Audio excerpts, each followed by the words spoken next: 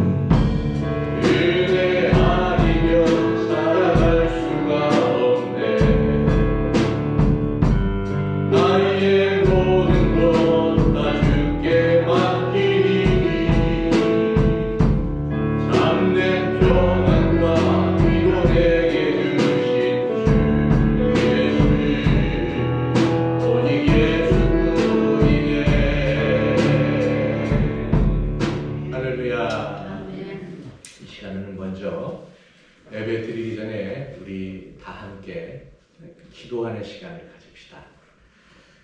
기도하는 시간을 우리가 예배 중에도 참 필요하다고 생각되는데, 먼저 우리가 한 3, 4분 정도 다 함께 우리 죄와 허물을 하나님 앞에 다 내려놓고 또 하나님 앞에 경건하게 살기로 다짐할 수 있는 시간과, 그리고 생각나는 성도들과 이웃들과 그리고 교우들을 위해서 많이 이 시간 기도할 수 있는 시간 되어지기를 원합니다. 우리 다 함께 주여 한번 부르면서 우리 힘있게 찬양하겠습니다. 저는 여러분들을 위해 기도하겠습니다. 주여, 사랑과 은혜가 풍성하신 하나님에게 계신 은총을 감사드립니다.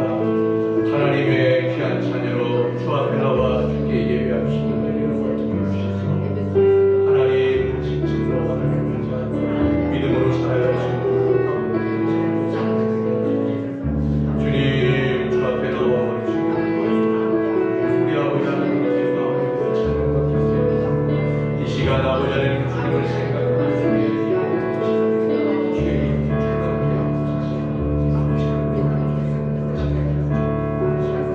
사랑하는 아버지 하나님,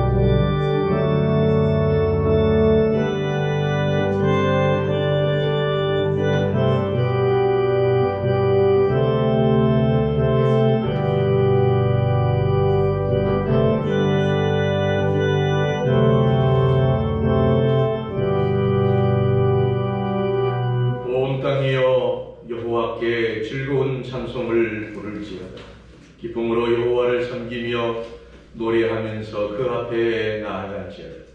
여호와가 우리 하나님이신 줄을 너희는 알지어다. 그는 우리를 지으시니요 우리는 그의 것이니 그의 백성이요 그의 기르시는 양이다. 감사함으로 그의 문에 들어가며 찬송함으로 그의 궁정에 들어가서 그에게 감사하며 그의 이름을 송축할지어다. 여호와는 선하시니 그의 인자하심이 영원하고 그의 성실하심이 대대에 이르리로다. 아멘. 영광과 존귀와 찬양이 우리 아버지 하나님께 영원히 있기를 원합니다.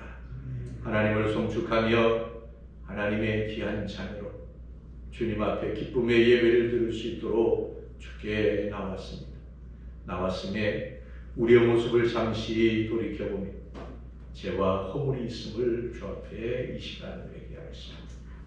주님, 우리의 모든 죄와 허물을 사하시고 하나님의 거룩한 신부로 주 앞에 나아갈 수 있도록 주여 은혜를 베풀어 주옵시고 성령의 충만함을 더욱 허락하여 주셔서 주님의 뜻을 이루어가는 거룩하고 복된 성도의 삶이 되어지도록 주님 축복해 주시옵소서. 삶의 모든 영역에 하나님의 은총을 노래하는 거룩한 성도들의 찬양이 더욱 크게 넘칠 수 있도록 주님 축복하여 주시옵기를 우리 구주 예수 그리스도의 이름으로 간절히 기원하옵나이다. 아멘. 우리 다 함께 두 손 들고 찬양하겠습니다.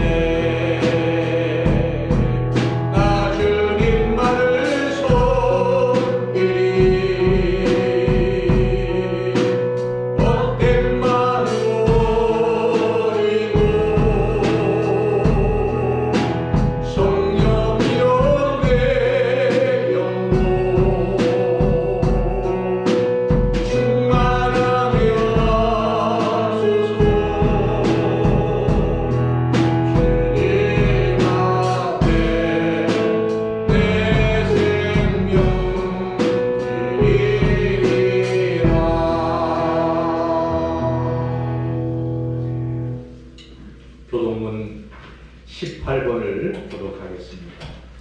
교동문 18번입니다. 여호와여, 내가 주께 피하오니 나를 영원히 부끄럽게 하지 마시고 주의 공의로 나를 건지소서.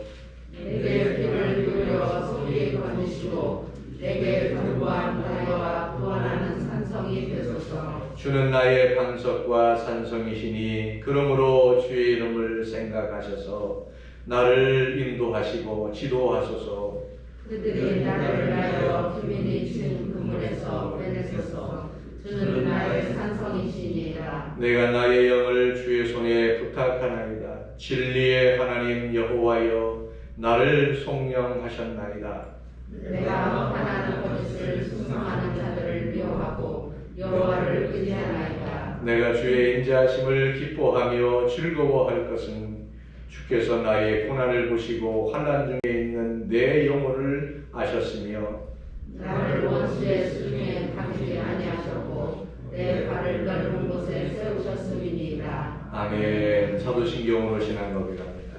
전능하사 천지를 만드신 하나님 아버지를 내가 믿사오며 그 외아들 우리 주 예수 그리스도를 믿사오니 이는 성령으로 잉태하사 동정녀 마리아에게 하시고 본디오 빌라도에게 고난을 받으사 십자가에 못 박혀 죽으시고 장사한 지 사흘 만에 죽은 자 가운데서 다시 살아나시며 하늘에 오르사 전능하신 하나님 우편에 앉아 계시다가 저리로서 산자와 죽은 자를 심판하러 오시랴.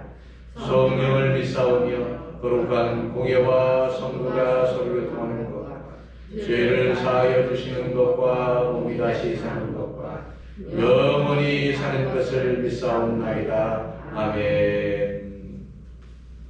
찬송가 19장 찬양하겠습니다. 찬송가 19장 찬양합니다.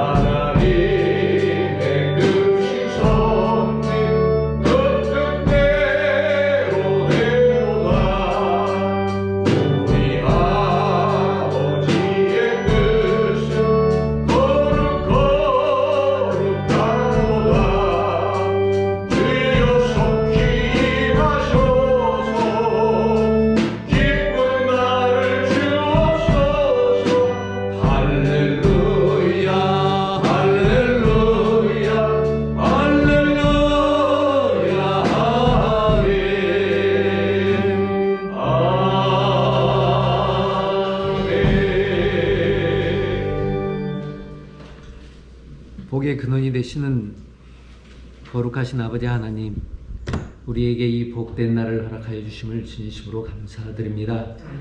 주님의 은혜와 사랑 가운데 오늘 하루도 또한 영원히 주 안에서 살아갈 수 있음에 감사드립니다. 아버지 하나님, 주님의 사랑을 먹고 자라는 저희들입니다. 주님의 사랑이 없으면 너무나도 힘겹고 지치고 억울하고 좌절된 그러한 삶일진데, 주님의 사랑으로 인해서 우리가 회복되고 주님의 사랑 가운데 열심히 주어진 일을 잘 감당하며 살아갈 수 있게 하심을 감사드립니다. 아버지 하나님, 지난 한 주간도 열심히 저희들의 주어진 일터에서 살았습니다. 너무나 일에만 집중하여 하나님을 잊은 적도 많고, 또한 일에만 집중하여 주변을 둘러볼 겨를이 없었음도 고백합니다. 또한 저희들의 허물, 여러 가지 죄악으로 인해서 참으로 불편한 그러한 삶일진데, 주님을 의지하고 주님께 모든 것을 올려놓고 회복되어지게 하심을 감사드립니다. 아버지 하나님, 저희들의 바라는 것은 또한 영적으로 더욱더 강건하기를 원합니다. 주님을 믿고 의지함이 더욱더 강해지게 하여 주시고, 또한 사람을 의지하고 저희들의 경험과 또한 저희들의 의지를 의지하지 않게 하여 주시옵소서. 아버지 하나님, 저희들의 부족함을 주님께서 채워주심을 감사드립니다. 여러 가지 환경을 변화시켜 주시고 사랑을 통해서 또한 저희들을 회복시켜 주심을 감사드립니다. 아버지 하나님, 기도하는 가운데 주님께 은혜를 받게 하여 주시고 찬양을 통해서 회복시켜 주시며 주님의 말씀 한 말씀으로 저희들이 더욱더 강건하여짐을 감사드립니다. 아버지 하나님, 저희들의 또한 이 귀한 대흥교회 주님께서 살펴주시고 이 교회를 통해서 열심히 신앙생활 할 수 있게 하심을 감사드립니다. 서로 둘러보아 기도할 수 있게 하여 주시고 아버지 하나님 주시는 은혜를 이 교회를 통해서 열심히 헌신하고 봉사하는 저희들 되게 하여 주시옵소서. 참으로 부족한 저희지만 주님께서 주시는 힘으로 능력으로 잘 감당케 하여 주시고 주님께 더욱더 감사하며 살아가는 저희들 되게 하여 주시옵소서. 이 대흥교회가 더욱더 안정되고 담대하게 성장하는 우리 대흥교회 되게 하여 주시고 이 대흥교회를 통해서 신앙생활을 하는 저희들에게도 더욱더 은혜의 생활 되게 하여 주시고 믿음이 더욱더 성숙한 저희들 되게 하여 주시옵소서. 아버지 하나님 각 가정을 주님께서 살펴주시고 각 가정에 필요한 것들 채워져야 할 것들 주님의 은혜로 다 부족함이 없게 채워지게 하여 주시옵소서. 믿음이 부족한 가정들이 있습니까? 주님께서 더욱더 믿음을 풍성케 하여 주시고 찬양이 부족한 가정들 있습니다. 더욱더 찬양케 하여 주시옵소서. 기도가 부족한 가정들마다 더욱 열심을 내어서 기도하게 하여 주시옵소서. 저희들의 부모님 또한 사랑하는 자녀들 주님께서 함께하여 주시고 저희들의 믿음이 더욱더 성장시켜 주시길 원합니다. 아버지 하나님 해야 할 일도 많습니다. 성장시켜 주시옵소서. 열심히 직장 생활을 하고 또한 직장을 구하는 저희들 청년들이 있습니다. 함께하여 주시고 믿음으로 더욱더 잘 성장하여서 이 나라의 든든한 믿음의 일꾼들 되게 하여 주시고 각 사회 각계각층마다 아버지 하나님 크게 성장시켜 주셔서 올바른 리더들이 다 되게 하여 주시옵소서. 아버지 하나님 어려서부터 주님을 알고 주님의 말씀을 따라 성장하는 귀한 어린아이들이 되게 하여 주시고 그들이 점점 장성하여서 하나님께 크게 쓰임받는 귀한 어린아이들 되게 하여 주시옵소서. 아버지 하나님 각 가정마다 꼭 필요한 것들 채워 주시옵소서. 믿고 구하고 의지하는 모든 것들 주님의 손길에 달려 있사오니 아버지 하나님의 은혜로 조금도 부족함이 없이 살아가는 저희들 각 가정들 되게 하여 주시옵소서. 아버지 하나님 이 나라 구석구석 주님께서 살펴주시옵소서. 코로나19로 인해서 아직도 세상이 혼란스럽습니다. 걱정 염려됩니다. 그러한 가운데 아버지 하나님께서 점점 회복되어지는 은혜가 있게 하여 주시고 또한 이 세상을 다스리는 귀한 위정자들 각계각층의 리더들 아버지 하나님께서 함께 하여 주시고 하나님 아버지를 아는 귀한 지혜가 있게 하여 주시고 두려워하게 하여 주시고 저희들의 맡겨진 일들 잘 감당케 하여 주시옵소서. 아버지 하나님 담에 우리 목사님 세워주셨습니다. 아버지 하나님 목회 사역을 하는 데 있어서 조금 더 부족함이 없게 하여 주시옵소서. 더욱더 은혜 가운데 살아가는 우리 귀한 목사님의 가정 되게 하여 주시옵소서. 이 시간도 주님의 말씀을 들고 섭니다. 아버지 하나님 영적으로 더욱더 강건함 허락하여 주시고 성령 충만케 하여 주시고 아버지 하나님의 사랑과 은혜로 주님의 말씀을 실천하는 우리 목사님 되게 하여 주시옵소서.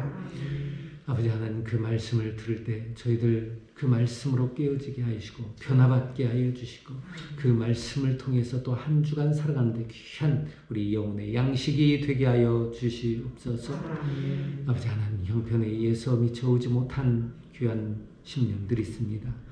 어느 곳에 있든지 간에 이 시간을 기억하게 하여 주시고 하나님을 만나는 시간들 되게 하여 주시옵소서.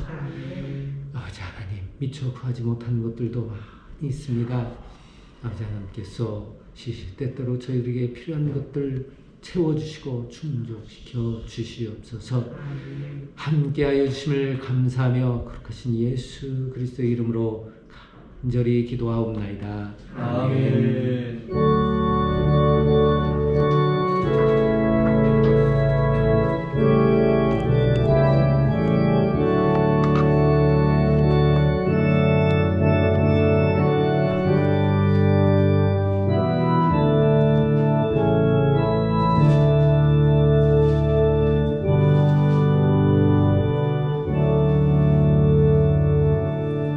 오늘 우리에게 주시는 우리는 하나님의 말씀을 보겠습니다. 하나님의 말씀은 야고보서 1장 19절부터 27절입니다. 신약성경 372페이지 야고보서 1장 19절로 27절 말씀을 우리 서로 교독하겠습니다. 내 사랑하는 형제들아, 너희가 알지니 사람마다 듣기는 속히 하고 말하기는 더디하며 성내기도 더디하라.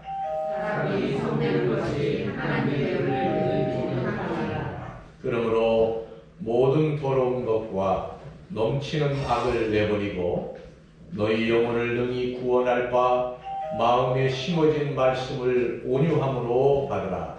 너희는 말씀을 향하지 말고 듣기만 하여 자신을 속이는 자가 되지 말라. 누구든지 말씀을 듣고 행하지 아니하면 그는 거울로 자기의 생긴 얼굴을 보는 사람과 같아서 내 자신을 보고 가서 그 모습이 어떠했는지를 곧 잊어버리거니와 자유롭게 하는 온전한 율법을 들여다보고 있는 자는 듣고 잊어버리는 자가 아니요 실천하는 자니 이 사람은 그 행하는 일에 복을 받으리라. 누구든지 스스로 경건하다 생각하며 자기 혀를 제가 물리지 아니하고 자기 마음을 속이면 이 사람의 경건은 헛것이다. 27절 다 함께 합니다. 하나님 아버지 앞에서 정결하고 더러움이 없는 경건은 곧 고아와 가부를 그 환난 중에 돌보고 또 자기를 지켜 세속에 물들지 아니하는 그것이니라. 아멘. 할렐루야. 우리 큰 소리로 이렇게 한번 말해봅시다. 의식적으로 말씀을 지켜 행하자. 의식적이라고 하는 것은 내가 본의 아니게 다른 길을 선택할 수도 있지만 정신을 바짝 차리고 하나님이 내게 원하시는 바 혹은 하나님의 말씀을 내가 들었던 것을 기억해서 그 말씀대로 선택해서 살아가자, 선택해서 행하자라는 말입니다. 사람은 무의식적으로 살아갈 때가 많이 있어요. 사람이 의식을 가지고 살아가고 있는 것은 틀림이 없는데 어느 순간 아무 생각 없이 멍하니 있을 때가 있습니다.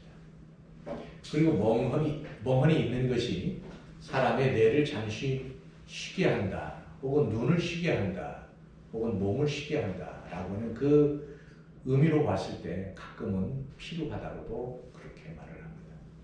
사람이 긴장하면서 모든 것을 관찰하고 연구하고 판단하면 그것처럼 스트레스를 많이 받는 그런 경우가 없답니다. 그래서 가끔은 좀 약간 저속한 말 같은데 좀 멍 때리고 있는 것도 우리의 삶에 가끔은 도움이 된다라는 그것을 우리가 기억해야 할 줄 압니다. 그런데 우리는 가끔 멍 때리고 무의식적으로 있을 때 우리의 과거의 습관대로 우리의 삶을 드라이브하는 경우가 많습니다. 나의 삶이 잠시 내가 무의식적으로 있는데 그냥 멍 때리고 있는데 내가 가야 할 곳 가지 않고 내가 과거에 갔던 그 길을 나도 모르게 가고 있을 때가 있다. 그럴 때마다 얼른 깨달아야 돼. 내가 지금 가야 할 길이 아닌 길로 가고 있구나. 정신을 바짝 차리고 내가 가야 할 길을 다시 선택해서 가야 된다. 이것을 의식적인 말입니다. 하나님의 말씀을 우리가 들을 때도 의식적으로 듣고요. 행할 때도 의식적으로 들어서 그 삶에서 하나님의 말씀이 충만한 축복이 내게 있어져야 하고 이것을 누려야 한다는 말씀입니다. 그것이 바로 하나님의 능력이 그 말씀 안에 있기 때문에 내가 누릴 수 있는 하나님의 축복의 새로운 하나의 방법이다. 성경에는 이렇게 말합니다. 나는 너희에게 이르노니 너희는 원수를 사랑하며 우리 큰소리 앞에 너희는 너희는 원수를 사랑하며 원수를 사랑하며 하나님이 하나님의 백성에게 했어요. 그럼 우리도 이 말씀을 거꾸로 나는 나의 원수를 사랑하며 우리 한번 솔직하게 한번 이야기합시다. 나는 나는 나의 원수를 나의 원수를 진짜 사랑합니까? 진짜 사랑하는 내 자신에게. 나는 나의 원수를 진짜 사랑합니다. 여러분의 원수는 누굽니까? 과거 코미디언도 하고 MC를 잘 봤던, 지금은 한국에 살지 않습니다만 말레이시아 있지, 인도네시아 있던가요? 서세원 씨가 시골을 찾아가면서 할아버지 할머니들에게 서로 질문하는 거죠. 원수라고 하는 그 단어를 맞추는 시간인데, 할머니가 할아버지한테 질문합니다. 할아버지 머리 위에다가 원수라고 하는 그 글귀가 있고, 할머니가 질문을 했을 때 할아버지가 맞춥니다. 할머니가 할아버지한테 이렇게 말합니다. 형가, 할아버지, 당신하고 나하고 무슨 관계야? 할아버지가 천연덕스럽게 사랑하는 관계지. 아니, 그 쌀떡는 얘기하지 말고 평생 살아가면서 50년 넘게 살았는데 당신하고 나하고 어떤 관계야? 다정한 부부 관계지. 아니, 그런 거짓말 하지 말고 우리 관계 어떤 관계야? 모르는 거야. 할머니가 폭폭해가지고 원수 관계야, 원수. 여러분의 참된 원수는 누굽니까? 내 이웃입니까? 내 남편이고 내 아내입니까? 아니면 내 자녀입니까? 아니면 나를 해코지했던 사람들입니까? 사랑하는 여러분, 원수를 주님이 말씀하셨습니다. 사랑하라. 되게 어렵습니다. 제가 벌써 결혼한 지가 30년 되려면 1년 남았네요. 저희 집사람하고 오래 사는 것 같아요. 근데 저보다 훨씬 많이 사신 분들은 무슨 말씀이에요? 저는 50년, 60년 살았는데 하시는 분도 있을 겁니다. 젊었을 때는, 총각 때는 그런 생각 전혀 못했어요. 30년의 세월을 어떻게 버티면서 살 수 있을까에 대한 그런 생각 자체도 하지 않았는데, 저희 집 딸내미가 한 말이, 아버지, 어머니랑 어떻게 30년 가까이 한 여자를 바라보고 혹은 한 남자를 바라보고 어떻게 사셨어요? 라고 하는 말에 박장대소를 했습니다. 어떻게 한 사람을 지아비로 알고 그렇게 살 수 있느냐. 한참 생각을 해봤어요. 그러면 사랑하는 관계니까 정말 사랑하면서 정말 애틋하게 살았느냐. 그 부분에 잠시 생각해 보면 남편들이 참 못된 짓을 참 많이 했구나 하는 생각을 많이 해요. 제 자신이 스스로 생각을 해보니까 그런 생각이 문득 들더라고요. 내가 지금도 정말 애틋하게 사랑하고 있는가? 그러면 내 아내를 위해서 내가 희생하는 것을 기쁘게 여기는가? 근데 아내가 하는 말을 들으면 절대 그런 것 같지는 않아요. 밥을 차려놓고 목사님 식사하세요를 최소한 10번을 들어야 식탁에 앉아서 음식을 잡수시는데, 하기야 우리 목사님은 뭐 음식 타박하는 경우가 전혀 없지만 그 부분은 참 좋지만 식탁까지 올라오려면 최소한 10번 이상은 불러야 된다. 그 말을 딱 들으니까 결코 좋은 남편은 아닌 것 같아요. 음식을 준비하는데 도와준 것도 아니고, 그런데 음식을 잘 차려놨는데 잡수시라고요 라고 하는 소리를 10번 이상 들었다면 그 남편은 좀 문제가 있는 남편이지 않는가. 그 남편이 바로, 그 대상이 바로 제가 아닌가 하는 생각이 들어가지고 미안한 마음이 문득 들더라고요. 그래서 원수라고 하는 그 개념이 멀리 있는 게 아니라 나의 삶에 가장 가까이 있는 관계다. 그런데 내가 살아가고 있는데 정말 사랑하면서 살아가고 있다. 성경은 나는 너희에게 이르노니 너희 원수를 사랑하며 또 너희를 박해하는 자를 위하여 기도하라. 큰 소리 합시다. 나를 박해하는 자를 위해 기도하라. 나를 괴롭히고 나를 갈구고 나를 힘들게 하고 나에게 억울한 일을 당하도록 하는 그 사람들을 위해서 기도하라. 주님이 말씀하셨어요. 성경은 그렇게 기록되어 있습니다. 그게 인간적으로 보면 어려워요? 쉬워요? 어려워요.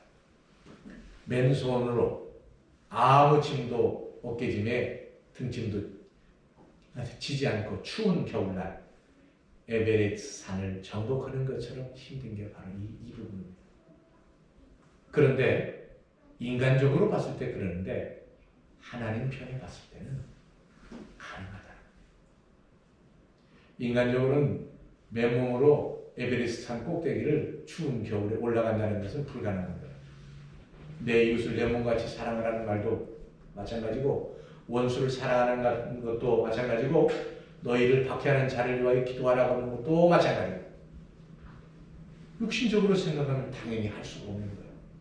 그럼에도 불구하고 우리 주님께서는 말씀을 통해서 하나님의 자녀는 할 수 있다는 거예요. 왜 그러냐면 육신을 초월하는 신앙이 있기 때문에 영에 속한 하나님의 자녀이기 때문에 당연히 가능하다. 그래서 그렇게 해야 된다. 그것이 몸에 배가 된다.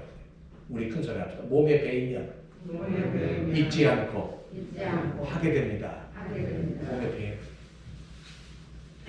너희를 박해하는 자를 위해 기도하라. 마태복음 5장 44절에 그렇게 말씀하고 있습니다.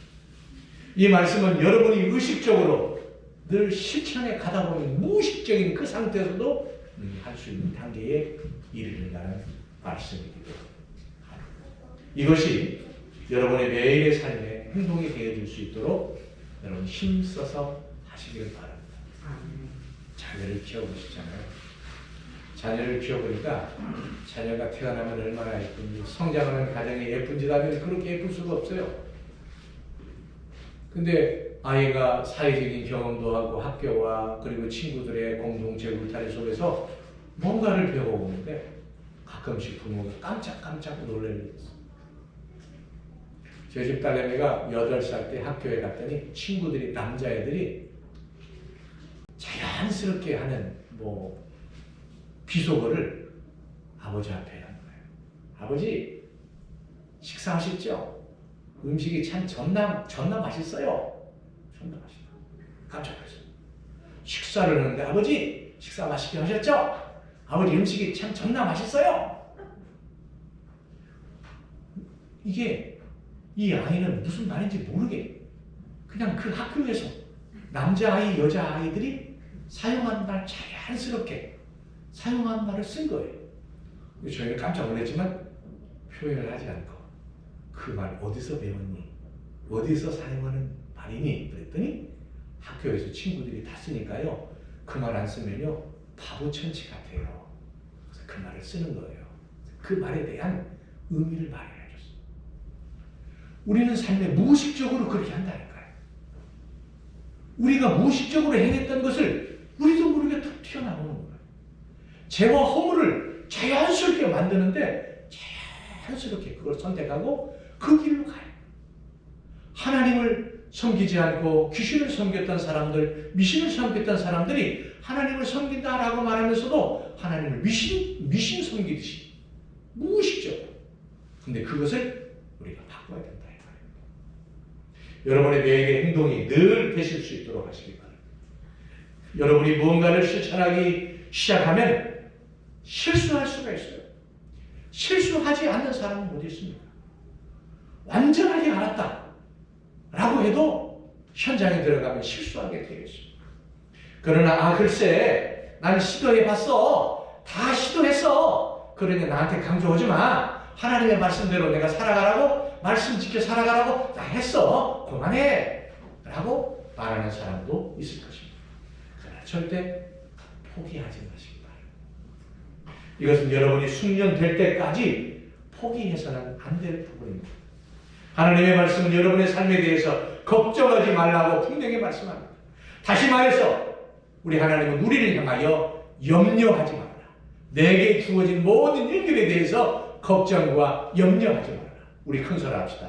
내게 주어진 일에 대해 걱정과 염려하지 말라. 누가 말씀하셨다고요? 하나님이 말씀하셨습니다. 저는 여호수아라고 하는 선지자에 대한 그 부분에 대해서 굉장히 저는 존경하고 또 존경하고 또 참 닮고 싶어요. 여호수아는 모세가 나이가 80이 돼서 120살 될 때까지 40년 동안 모세 곁에 딱 붙어가지고 시종으로 썼어요. 시종. 이건 욕이 아니에요. 모세의 일거수일투족의 그림자와 같이 늘 곁에서 모세가 원하는 말을 다 실행했던 사람. 종 가운데 최고의 종은 시종입니다. 근데 여호수아가 모세의 대를 이어서 이스라엘의 지도자로 쓰임을 받는데 모세는 성경에 선지자라고 그랬어요. 왜? 하나님의 뜻을 이 백성들을 통해서 이끌어내서 하나님이 약속한 땅으로 입성토록 하는 일들을 하는데 모세의 다음에 후계자가 여호수아인데 여호수아도 선지자입니다. 40년 동안 모세가 해온 것을 자기의 주인으로 여겼던 모세가 해온 것을 눈으로 다 보았어요. 피부로 느꼈어요. 모세가 고민하는 것도 옆에서 뭘 고민하는지, 왜 고민하는지, 왜 가슴을 치는지, 왜 하나님께 기도하는지 이것을 다 보았어요. 그리고 주인이 하니까 종인 여호수아도 똑같이 그렇게 모세와 같이 했어요. 고민할 때 같이 고민하고요. 기도할 때 같이 기도했어요. 그리고 하나님이 하시는 일들을 40년 동안 모세만 본 것이 아니라 여호수아도 지켜왔어요. 그리고 이스라엘 백성들도 다 지켜왔어요. 그런데 하나님이 모세를 이제 부르시고 하나님의 품으로 모세를 데려갈 때에 여호수아는 낙심을 해요.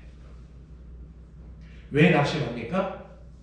모세가 갖고 있었던 그 지도력이 나에게는 없는데 라고 하는 그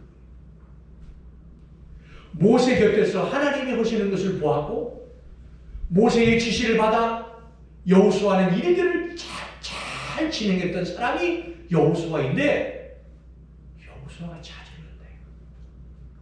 40년 동안에 하나님이 그렇게 이끌어 주신 것을 다 보았으면서도 그 좌절을 하는 여호수아를 하나님이 찾아가셨어요. 여호수아야, 너는 강하고 담대하라. 나는 너의 하나님이다.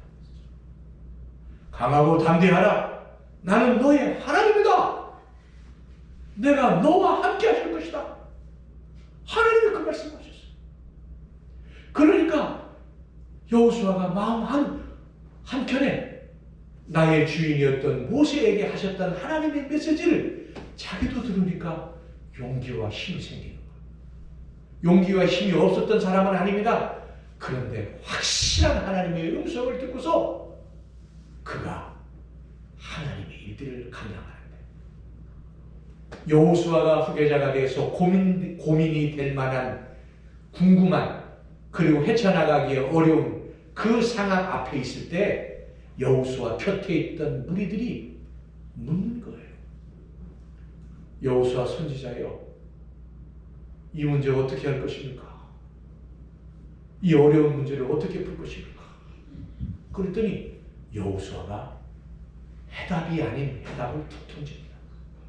뭐라고 그들에게 말을 하냐면 너 저 따라 합시다.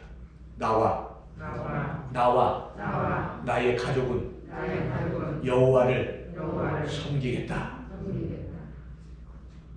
나와 나의 가족은 여호와를 섬기겠다. 이 말은 너희들이 고민하고 너희들이 걱정하고 너희들이 큰 절벽 앞에 서 있어서 감당치 못할 일들이 눈에 보일지라도 나와 나의 가족은 여호와만 섬기겠다라고 하는 이 말을 지도자가 되었던 선지자가 되었던 이 여호수아가 내던진 그 말은 뭐냐면 나는 하나님을 섬긴다.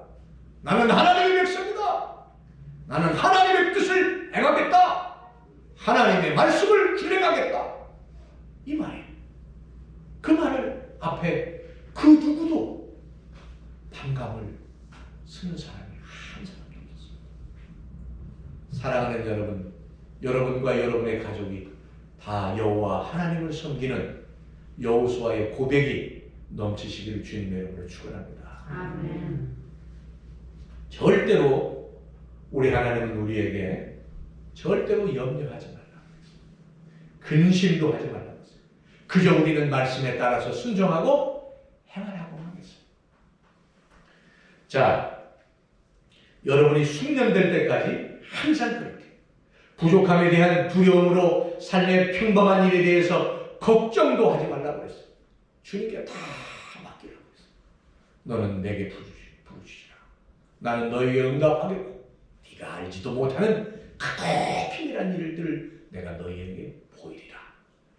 우리 하나님 우리에게 말씀하신다 이 말입니다.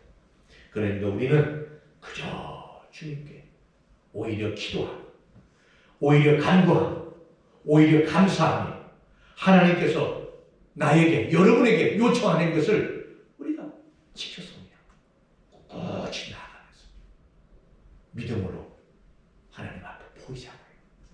시편 1편 3편의 말씀에 여러분이 그리스도 안에서 가지고 있는 특별한 축복의 삶에 대한 경이로운 내용들이 있는데 성경은 여러분이 시냇가에 심은 나무가 시절을 쫓아 화실을 맺으며 성경에 기록되어 있거든요. 시편에 나와요. 저는 대한민국에요 우리 교회에 있는 시냇가에 심은 나무 대흥 저수지 옆에다가 불 지펴가지고 새까맣게 탄 그 부분을 땅에 꽂았더니 대한민국에서 가장 큰 나무입니다. 버드나무. 저 버드나무는요 지금 두 그루가 있잖아요. 새까맣게 탄 불 속에 넣어서 부직갱이를 새까맣게 탄 것을 땅에 꽂아서 낸 거예요. 얼마나 큽니까? 대한민국에 저렇게 높이 있는 그런 나무 없어요. 정책상 높이 있는 나무들은 끝부분을 다 잡더라. 제가 아무리 생각해도 대한민국에서 가장 높아. 그 나무가 우리 교회에 두 그루가 있는 거예요. 여러분 가치 없는 나무였어요. 새까맣게 탄 나무였어요. 생명이 없는 나무였어요. 그러나 땅에 꽂았어요. 잘나잖아요. 여러분 시냇가에 심은 나무가 시절을 쫓아 가시를 맺도록 하나님이 저와 여러분의 모든 삶을 책임지시고 풍족하게 해주십니다. 이것이요 영적인 부분도 이고요 육적인 부분 우리의 삶에도 맞아. 하나님의 다 풍족하게 해주십니다. 저는 분명히 여러분들에게 강조합니다. 영적인 것만이 아니라 육적인 것도 주시다. 대부분의 많은 교회들이 육적인 것을 강조하면 이건 하나님 섬기는 게 미시. 하나님은 영적인 부분에 먼저 터치하시고요. 영적인 것을 순종하면 육적인 것도 다 채워주신다는 말씀입니다. 여러분이 바로 그렇게 참된 만족을 누리고 또 감사하며 찬양하며 사실 수 있는 저와 여러분들 되어지기를 바랍니다. 그러면서 우리는 기도와 간구해야 합니다. 성경에 나와 있는 말씀에 느헤미야라고 하는 선지자가 있는데요. 구약 성경에 느헤미야가 결국 포로로 잡혀가지고 60년 동안 포로 생활하다가 나중에 공을 엄청나게 많이 세우거든요. 그게 다니엘과 같이 또 창세기에 나와 있는 말씀 요셉과 같이 종이와 같은 그 역할을 감당해요. 그 왕의 인정을 받지만은 결국 왕에게 허락을 받아가지고 히브리 모든 백성들이 하나님께 예배할 수 있는 장소가 필요하오니 왕이 허락하옵소서 했더니 그래? 그래서 느헤미야를 통해서 이 민족을 그곳으로 다 보내서 포로에서 자유를 줘요. 노예에서 자유를 줘요. 해방을 줘요. 가서 너의 고국에 가서 너의 그렇게 소원하는 하나님의 성전을 재건하고 거기서 하나님을 섬기라고 해요. 그러니까 왕의 명령을 따라서 가게 되는데 왕이 그냥 가지 말라고 해요. 내 곁에서 나에게 충성을 다했고 나의 신복에 대해서 나라를 부강하게 해주었던 역할을 담당했으니 하나님의 성전을 재건할 때 필요한 모든 것을 내가 준비했으니 이것 가져가라고 해요. 성전을 다시 재건할 수 있는 재료를 왕이 허락합니다. 그리고 재건을 하는데요. 이웃 나라에서 가만히 있지 않아요. 또 이웃 나라뿐만 아니라 성전을 재건하면서 이익을 얻는 세력과 몸을 희생하는 세력에 혹은 반대급부적으로 이익이 전혀 없는 세력이 같은 민족인데 성전 짓는데도 서로에 대한 불평, 불만이 많아서 싸움이라는 것은 어느 정도 평정을 시켰는데 이웃 나라가 성전 짓는 게 아니라 이 거대한 성을 지어가지고 그들의 힘을 결집시켜가지고 우리를 피해를 줄 것이라고 생각해서 전쟁을 일으킵니다. 성전 짓다가 무기 들고 와서 사람을 죽이고 창탈하고 짓지 못하게 하고 그런 일들을 많이 하는데 느헤미야서 4장 17절에 뭐라고 기록되어 있냐면 성경 말씀을 잠시 봅시다. 구약 성경 느헤미야서 4장이니까 구약 732페이지 느헤미야 4장 17절 말씀 봅시다. 4장 17절 732페이지 우리 큰 소리 한번 읽어봅시다. 시작. 성을 건축하는 자와 짐을 나르는 자는 다 각각 한 손으로 일을 하며 한 손에는 병기를 잡았는데 18절까지 건축하는 자는 각각 허리에 칼을 차고 건축하며 나팔 부는 자는 내 곁에 섰느니라. 하나님의 성전을 다시 재건하는데요. 적들이 와서 죽이고 적들이 와서 짓지 못하도록 하고 올렸던 성을 막 무너뜨리니까 희생당하는 것도 한두 번이지 우리가 우리를 스스로 지켜야 된다. 하지만 성전을 다시 재건하는 일에는 게을리하면 안 된다.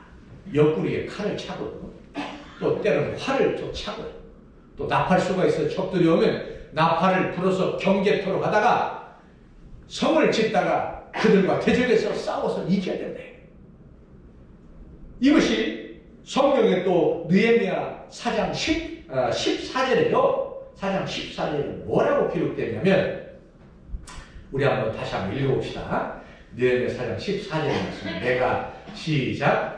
내가 돌아본 후에 일어나서 귀족들과 민장들과 남은 백성에게 말하기를 너희는 그들을 두려워하지 말고 지극히 크시고 두려우신 주를 기억하고 너희 형제와 자녀와 아내와 집을 위하여 싸우라 하였느니라. 성전 짓는 일에 대해서 일을 함에 있어서요. 적들을 사람을 두려워하지 말라. 우리 큰 사람을 두려워하지 말라. 여러분 밤에 공동묘지를 지나간 적 있잖아요. 무서웠어요? 안 무서웠어요? 왜 무서웠어요? 혹시 땅속에 묻어있던 시신이 문을 열고 흙을 제치고 딱 나타났어. 여러분들 이름을 부르면서 왜 가냐? 어디 가냐? 무슨 일이냐? 이럴까봐요? 아니요. 공동묘지는요 무서울 게 아무것도 없어요. 살아있는 사람이 무섭습니까? 죽어있는 사람이 무섭습니까? 그러면 죽은 자는 해코지를 해요. 근데 의식 속에 죽음에 대한 두려움이 있기 때문에 그곳을 지나갈 때 두려워하는 거예요. 죽음에 대한 두려움을 우리는 갖지 말아야 합니다. 그리고 죽은 자는 절대로 사람에게 해코지하지 않아요. 사람에게 해코지하는 그 대상은 살아있는 사람. 그 살아있는 사람이 해코지하니까 두려워할 수 있지만 하나님은 우리에게 뭐라고 말씀하냐면 그 사람을 두려워하지 말라고 했어요. 천지를 창조하시고 다스리시고 이끌으시는 하나님을 두려워하라고 했어요. 하나님을 의지하라고 했어요. 할렐루야. 아멘. 정말 그래요. 먼 산을 가고 깜깜한 산을 가도요. 어린아이가 엄마 손 딱 잡고 가면 먼 산도 가고 꼴짝길도 가고 다 갈 수 있어요. 나를 보호해주는 엄마가 내 옆에 있고 내 손을 꽉 잡고 있으면 따라가요. 건너가요. 다 가게 돼 있어요. 하나님이 우리를 지키시고 우리를 이끌어 주시기 때문에 절대 사람을 두려워하지 마시고 적들을 두려워하지 마시기 바랍니다. 오직 하나님만 의지하십시오. 사람을 두려워하지 말고 그리고 싸우라. 싸우라. 야고보서 5장 16절에 기도하며 계속 밀고 나아가라고 주님 말씀하셨어요. 기도하고 끝까지. 성경에는 병 낫기를 위하여 끝까지 기도하라. 줄기차게 기도하라. 확실하다. 확실한 믿음이 있으면 그것을 위하여 줄기차게 기도하라. 하나님이 내게 응답해 주신 것을 내가 줄기차게 끝까지 밀고 나아가는 말씀. 그 하나님께서 우리에게 그렇게 말씀하세요. 의식적으로 항상 주의 말씀을 행하려고 몸부림쳐야 된다는 말씀입니다. 여러분은 번영하도록 또 권능을 부여받도록 하나님이 해주셨으니까 세상에 어떤 일이 일어나고 있든지 그래도 요동치 않은 그 삶이 저와 여러분의 삶이어야 됩니다. 베드로를 뭐라고 말합니까? 베드로를 바요나 시모나라고 말하면서 베드로를 부르는데 베드로를 신앙 고백을 통해서 내가 반석이라는 말을 합니다. 주님 반석이다. 반석은 뭐예요? 변함이 없는 거대한 돌이에요. 변함이 없는 기도, 변함이 없는 기초, 그것이 바로 반석입니다. 반석 위에 내 집을 세우리. 흔들림이 없는 하나님의 전이 흔들림이 없는. 다시 말해 우리의 신앙 고백이 흔들려서는 안 된다. 신앙 고백이 반석입니다. 신앙 고백 위에 하나님의 교회가 세워진다는 말씀이기도 합니다. 여러분 절대 하나님은 우리에게 요동치 말라. 반석과 같은 믿음을 가지고 있으라. 위기가 오면 활딱 넘어가면 안 됩니다. 시련이 오면 활딱 넘어가면 안 됩니다. 유혹이 오면 활딱 넘어가면 안 됩니다. 복숭아가 꽃이 피고 열매가 하나 둘 생기더라고요. 조금씩. 복숭아는요 전문가들이 하는 말이 복숭아는 나무가 쭈삣쭈삣 크는데 줄기에 복숭아가 앞뒤로 막 사방으로 많이 난답니다. 그런데 욕심 많은 사람은 그것을 그냥 보존을 시키면 한 줄기에 복숭아가 막 10개, 20개, 30개, 40개, 100개 나는 줄 알고 따지 않고 야 이번에 복숭아를 많이 수확하겠구나 이렇게 생각을 한다는데 전문가는요 줄기를 딱 잡고요 이 줄기 안쪽에 있는 복숭아 열매 맺은 것을 손으로 다 훑은대요. 싹 훑어요. 왜? 이거 있으면 제대로 된 열매가 성장도 않고 사정없이 훑어요. 아까워가지고 왜 이렇게 많이 훑어요? 아까워하지 마. 진짜 제대로 된 열매가 안 맺어. 그리고 바깥쪽에 있는 것도 나중에 또 솎아줘요. 그냥 두면 안 돼요. 바깥쪽도 열매가 많이 있는데 그것도 듬성듬성 거리를 두고 솎아줘요. 우리 하나님은 우리에게 뭐라고 말씀하시냐면 세상에 가차없이 쳐버리고 가차없이 훑어야 될 것, 죄와 허물을 다 훑어내고 그걸 솎아줘야 될 것은 뭐냐면 하나님의 말씀이 아닌 내 경험들, 내가 갖고 있는 의식들, 내가 주장하고 있는 것들을 다 솎아내. 오직 하나님의 말씀만 주렁주렁 열매 맺도록 해야 된다는 거예요. 그렇게 될 때 여러분 시냇가에 심은 나무가 시절을 쫓아 화실이 풍성해진다. 내가 기대하지 않았던 것들이 하나님이 풍성하게 해줍니다. 어렸을 때 수박을 키웠습니다. 과거에 우리 조경재 권사님도 수박밭을 비닐하우스에 엄청 많이 했는데 저는 그때 수박이 한 줄기에 4개가 나는 것을 보고 깜짝 놀랐어요. 그래서 어린 나이에 엄마 수박 한 줄기에 4개가 났어요. 우리 집에 20개를 심었으니까 그러면 그게 몇 개요? 80개나 돼요. 여름에는 수박을 정말 배 터지게 먹을 수 있어요. 그랬더니 저희 어머니가 깔깔깔깔깔깔. 그래서 저희 어머니도 전문가는 아닌데 누구한테 말을 들었나 봐요. 한 줄기에 2개는 있어야 돼. 나머지는 다 떼야 돼. 근데 한 줄기를 4개 중에 2개를 떼니까 제가 얼마나 마음이 아파가지고 밤에 울었어요. 제가 수박을 엄청 좋아하니까. 4개씩 얼마나 80개니까 얼마나 좀 2개 탁 떼는 거. 근데 진짜 전문가는요 한 줄기 하나만 더 하나만 수박 하나 제대로 된 열매를 맺게 하려고 가차없이 우리의 생각을 하나님의 생각들로 채워 주셔야만 합니다. 우리는 말씀을 행하는 자들입니다. 예수 그리스도는 살아있는 말씀입니다. 우리는 그분을 따라서 태어났습니다. 사도 바울은 말합니다. 너희는 그리스도의 편지라고까지도 말씀했습니다. 사도 베드로도 말했습니다. 베드로전서 1장 23절에 비슷한 말씀을 했는데 너희가 거듭난 것은 썩어질 씨로 된 것이 아니고 썩지 아니할 씨로 된 것이니 살아있고 항상 있는 하나님의 말씀으로 된 것이다 라고 말씀합니다. 그러므로 우리의 삶이 하나님 앞에서 늘 정결하고 더러움이 없는 경건한 삶을 살기 위해서 항상 하나님의 말씀을 가지고 살아요. 세속적인 것에 물들지 않도록 우리가 힘써야 합니다. 세속적인 것은 남들 다 합니다. 나도 하는 거예요. 남들 죄지니까 나도 자연스럽게 죄지는 거예요. 과거로부터 전통적으로 내려왔던 그 죄와 허물들을 그 자연스럽게 답습하는 것, 그 하나님 보려고. 오직 하나님만 섬기라고. 여호수아가 그렇게 고백했잖아요. 명언이 아니라 진실이고 사실이고 축복의 말씀이고 그 말씀이 우리의 삶에 늘 삶의 표본이 되어야 되는데 그 말씀 나와 나의 가족은 여호와만 섬기겠다. 이 고백이 저와 여러분의 고백이 돼야 돼요. 여러분 살면서 얼마나 힘듭니까? 벅찬 일들이 왜 이렇게 많습니까? 부딪히고 그래서 그것을 감당하기에 가끔씩 땅을 치고 가슴을 치고 눈물을 흘릴 때가 많이 있습니다. 그러나 우리 하나님은 우리에게 요구하는 것이 여호와 하나님만 섬기고 하나님만 의지하고 하나님만 바라보라고 하시라. 말씀대로 살아가라. 그러면 가장 빠른 지름길의 축복을 누린다고 분명히 우리에게 해주신 말씀을 저와 여러분들이 지켜 행할 수 있는 그 자리에 늘 있기를 주님의 이름으로 간절히 축원합니다. 기도합시다. 살아계신 하나님 아버지, 무더위가 시작된 여름을 맛보는 이 계절입니다.